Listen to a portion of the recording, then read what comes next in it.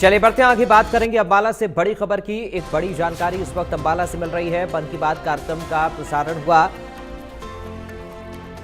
Cabinet मंत्री अनिल विज ने मन की बात कार्यक्रम को सुना है। अनिल विज ने कहा है कि प्रधानमंत्री का ये 2025 साल का अंतिम मन की बात कार्यक्रम प्रसारित हुआ। इसमें उन्होंने हमेशा की तरह समाज से जुड़े विभिन्न महत्वपूर्ण विषयों पर सार्थक संवाद किया है। प्रधानमंत्री ने विशेष रूप से युवाओं पर ध्यान केंद्रित किया, उनकी मेहनत, नवाचार, विभिन्न क्षेत्र में हुई उपलब्धियों की सराहना की।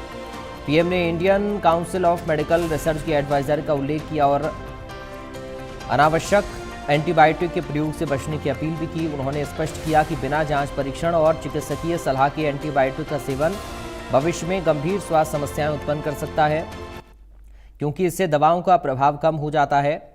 अनिल विज ने बताया कि प्रधानमंत्री सूर्य घर मुफ्त बिजली योजना पर भी विशेष जोर देते हुए नजर आए। हरियाणा में 2 किलोवाट तक के सोलर सिस्टम पर सरकार 1,10,000 की अनुदान राशि दे रही है। सन 2025 का आखिरी मन की बात का कार्यक्रम हुआ और प्रधानमंत्री जी ने हमेशा की तरह कई विषयों को छुआ। युवाओं पर उन्होंने काफ़ी ध्यान आकर्षित किया है और युवा जिस प्रकार से अपनी मेहनत से, समझ से अलग अलग विषयों में तरक्की कर रहे हैं, उसके बारे में एक बहुत महत्वपूर्ण बात है जो हर हिंदुस्तानी को अच्छी तरह से समझ लेनी चाहिए। जो उन्होंने ICMR-2 की एडवाइजरी के बारे में कही, अनावश्यक एंटीबायोटिक्स के इस्तेमाल पर रोक लगे।